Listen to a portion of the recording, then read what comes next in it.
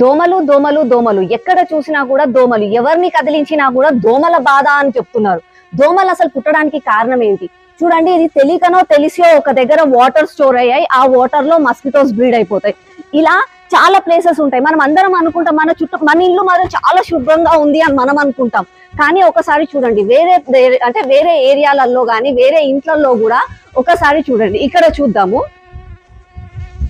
ఇది చూడండి, వాళ్ళు ఇక్కడ ఇందులో వాటర్ స్టోర్ అయిపోయాయి.